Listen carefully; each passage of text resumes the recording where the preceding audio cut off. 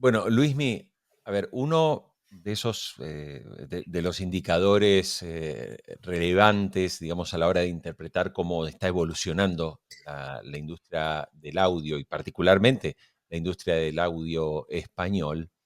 es hacer un análisis de la oferta, ¿no? O sea, eh, qué hay, cuánto hay, ¿no?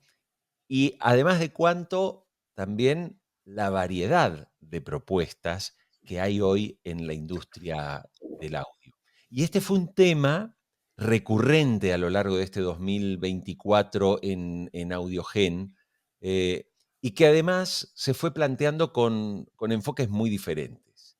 Entonces ahí, Luismi, para darte también un poco pie para hablarnos de este fenómeno, para hablarnos de la oferta, ¿no? O sea, ¿cuáles han sido las referencias más destacadas a lo largo del 2024 en nuestra newsletter y qué balance podemos hacer al cierre de este año?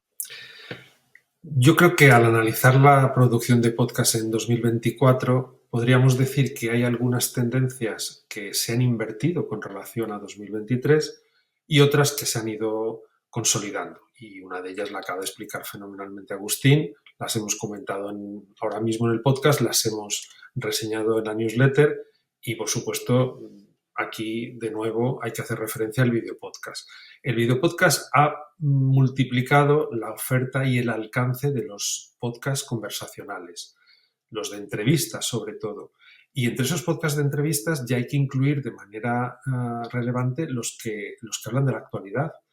hasta el punto de que, bueno, pues hay políticos y líderes de opinión que están haciéndose presentes o acudiendo a ser entrevistados en podcast porque de esa manera conectan con públicos que ya no escuchan la radio ni ven la televisión, sino que escuchan y ven, por supuesto, estas conversaciones largas sin profundidad, a veces pues de hora y media o 2 horas.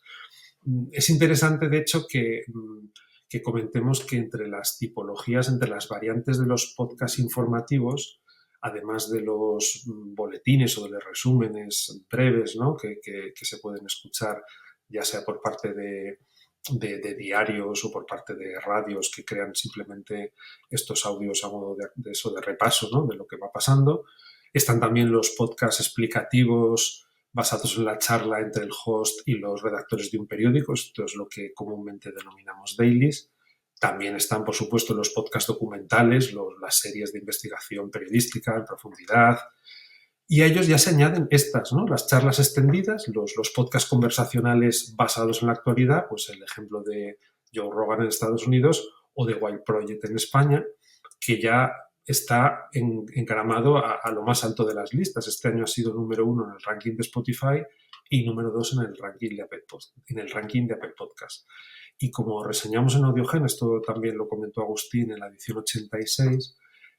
aunque cada país tiene sus propias peculiaridades, pues en España se han incrustado entre los más escuchados varios podcasts conversacionales de humor, en México varios de crímenes, en Argentina y Brasil están haciéndose su propio hueco los podcasts de desarrollo personal o de mindfulness. Bueno, pues aun con esas diferencias, en todos los países se detectan rasgos comunes de género y de formato, y uno de ellos, como insisto, hemos comentado a la hora del video podcast, está en los títulos de personalidades e influencers que, además de ser relevantes por su condición, llegan incluso a tener proyección de esa categoría al darle nombre a los podcasts, ¿no? Los podcasts más escuchados son los podcasts de fulanito, de menganito o de uno y una, porque en muchos casos son parejas de presentadores. Y claro, inevitablemente esta demanda creciente, al ver los rankings, esta demanda acaba influyendo en la oferta.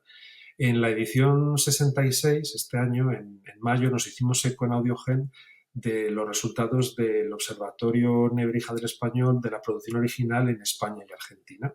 Y ahí lo que veíamos es que, por ejemplo, en España, 2023 supuso frente a 2022 un cambio en la tendencia de producción, y donde habían estado dominando los podcasts narrativos o las series documentales, de nuevo han empezado a hacerse mayoritarios los podcasts basados esto en conversación, ¿no? Sucedía también en Argentina, Y esto pues, nos empieza a conducir, y creo que es otro de los enfoques que hemos querido destacar en cada edición, en cómo las plataformas empiezan también a ver perfilado su catálogo en función un poco del género o de las temáticas que van eligiendo. Yo creo que aquí valdría la pena establecer una cierta correlación con las plataformas de vídeo, que son un mercado mucho más maduro y en algunos casos nos puede servir de orientación al audio para saber hacia dónde o cómo evolucionar, ¿no? Y dado que los podcasts narrativos de ficción y de no ficción implican mayores costes de financiación, pues es evidente que su producción está muy condicionada por el modelo de negocio. En la edición 78, este trimestre, de esto te encargaste tú, Jorge, acuérdate que hablamos en profundidad de los podcasts que pagan los anunciantes, las ficciones en muchos casos que están empezando a ser ventanas para que determinadas marcas o determinados productos, pues en fin, se hagan presentes de forma indirecta, porque un branded no necesariamente expones la naturaleza del anunciante, ¿no? Y ahí están, pues, por ejemplo, Grill, o por ejemplo, Simulacro, o también La Vara Mágica, Premonición, la segunda temporada de Titania, que son ficciones que se han escuchado gratuitamente porque las pagaban bancos, compañías farmacéuticas, empresas de energía o consejerías de turismo. Pero hay que tomar nota y tener también una visión un poco más crítica y asumir que los catálogos más extensos en documentales y en ficciones sonoras inevitablemente van a estar en plataformas de pago, por esta razón que estamos mencionando, porque no todavía es fácil conseguir que haya financiación publicitaria, ¿no?, para estas producciones. En España, de hecho, hemos tenido varios ejemplos y lo hemos cubierto en algunas ediciones de Audiogen con la plataforma Audible de Amazon, que en 2024 además ha ido tocando todos los palos, y esto es muy interesante porque ha habido obras de teatro como Las Mil y una Noche o Odiseo y Penélope de Vargas Llosa. Esto lo comentamos en la edición 59. Ha habido actualizaciones de obras clásicas como Yerma de García Lorca, que se ha ambientado en el siglo XXI. Esto es también una novedad relevante. Y luego están apuestas como las series sonoras, los thrillers que se acompañan o que añaden contenido a universos como el de Reina Roja de Juan Gómez Jurado. Esto también fue muy interesante, fue una apuesta del estreno de una ficción sonora que no era la adaptación de un libro o de una serie, sino un episodio nuevo que permitía que los fans de esta trilogía o de este universo temático, de esta narración del escritor de Juan Gómez Jurado, pues bueno, acudiesen también al audio. Y esto ponía de nuevo en evidencia el valor del audio como vehículo idóneo para convertir las historias de ficción en, contenidos atractivos en otros lenguajes y soportes. Y yo cerraría un poco este análisis, esta visión, curiosamente hablando de cómo el vídeo sí que puede ser un gran aliado del podcast, pero no como lenguaje simultáneo, es decir, no como apoyo visual de un contenido hablado, sino pensar en el vídeo como resultado de una expansión de alguna historia de ficción o de no ficción que previamente ha funcionado bien o al menos se ha apostado por ella en audio. Y esto es algo que hemos visto también